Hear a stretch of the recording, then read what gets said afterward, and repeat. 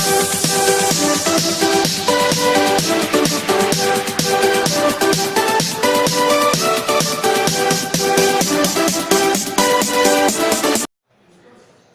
Students, SPIC Jaroli phase 2 college के online class में chemistry class first year isomerism में second isomerism है stereo isomerism.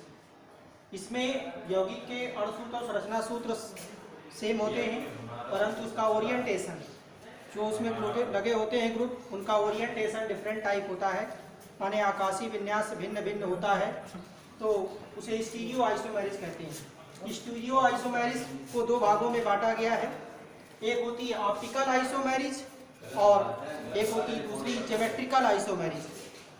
Optical isomerism में सबसे पहले हम लोग देखेंगे ऑप्टिकल एक्टिव कंपाउंड मीन्स प्रकाशिक समायवी यौगिक। प्रकाशिक समायवी यौगिक वे यौगिक होते हैं जो समतल ध्रुवीय प्रकाश तल में रखते हैं, तो उसे हम क्लॉकवाइज डायरेक्शन या एंटी क्लॉकवाइज डायरेक्शन में घुमा देते हैं, उसे हम ऑप्टिकल एक्टिव कंपाउंड कहते हैं। ऑप्टिकल एक्टिव कंपाउंड में इस तरह की कंडीशन होनी चाहिए, मीन्स एक एसिमेट्रिकल कार्बन होना जरूरी होता है, यानी ऐसा कार्बन जो चार भिन्न समूहों से जुड़ा होता है, चार भिन्न भिन्न समूहों से जुड़ा हो, उसे हम एसिमेट्रिकल कार्बन एटम या किरल कार्बन परमाणु कहते हैं। अगर किरल कार्बन परमाणु की डिफिनीशन देखें तो बोलेंगे ऐसा कार्बन परमाणु जो चार भिन्न समूहों से जुड़ा होता है, उसे किरल कार्बन परमाणु कहते हैं। किरल कार्बन परमाणु में जैसे लैक्टिक एसिड हो गया, लैक्टिक एसिड में चार अलग अलग समूह जुड़े हैं, तो इसको भी किरल कार्बन एटम कहते हैं। किरल कार्बन एटम, किरल कार्बन एटम कहते हैं क्योंकि चार अलग अलग समूहों से जुड़ा है ये कार्बन, तो किरल कार्बन परमाणु कहते हैं। ऐसे टार्टरिक एसिड में दो किरल कार्बन परमाणु है, दो किरल कार्बन परमाणु है, माने दोनों कार्बन परमाणु अलग अलग समूहों से जुड़ा है। जैसे ये कार्बन परमाणु है तो ये अलग अलग समूह, माने एक समूह ये हो गया, ये अलग हो गया, ये अलग हो गया, और ये पूरा समूह अलग हो गया। इसी तरह से ये वाला कार्बन परमाणु अलग समूह हुआ, ये अलग समूह हुआ, ये अलग समूह हुआ, और ये अलग समूह हो जाता है, तो ये भी किरल कार्बन परमाणु हुआ। माने इसमें दो एसिमेट्रिकल कार्बन एटम या किरल कार्बन एटम उपस्थित है। माने ये सारे यौगिक हमारे ऑप्टिकल एक्टिव कंपाउंड हैं, इन्हें हम प्रकाशिक समायवी यौगिक कहते हैं, और इन प्रकाशिक समायवी यौगिक को समतल ध्रुव प्रकाश के तल में रखा जाता है, तो ये उसे क्लॉकवाइज डायरेक्शन या एंटी क्लॉकवाइज डायरेक्शन में रोटेट करा देते हैं, तो उसे हम ऑप्टिकल एक्टिव कंपाउंड कहते हैं। ऑप्टिकल एक्टिव कंपाउंड क्लियर हो गए।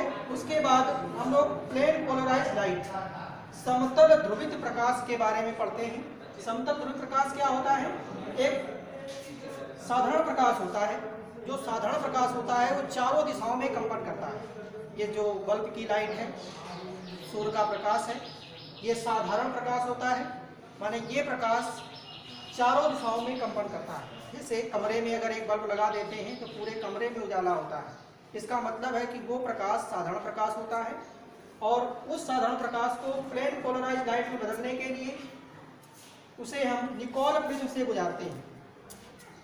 निकोल प्रिज्म, साधारण प्रकाश में एक निकोल प्रिज्म लगा देने पर वह निकोल प्रिज्म उसे समतल ध्रुवीय प्रकाश के तल में बदल देता है, अर्थात निकोल प्रिज्म से अगर प्रकाश पास होता है तो वह प्रकाश केवल एक ही दिशा में कंपन करने लगता है, तो इस प्रकार के प्रकाश को प्लेन पोलराइज्ड लाइट कहते हैं।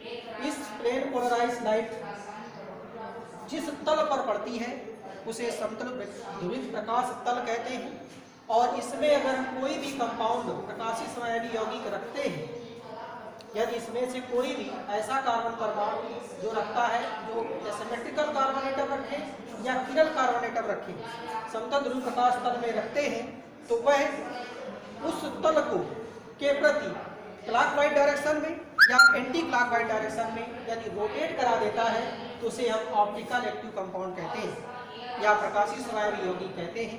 ये प्रकाशिक समायवी यौगिक में लैक्टिक एसिड और टार्टरिक एसिड दो कंपाउंड हैं। लैक्टिक एसिड की प्रकाशिक समायवी यौगिक और टार्टरिक एसिड की प्रकाशिक सांद्रता नेक्स्ट टाइम पे आपको डिफाइन करेंगे। और ओके।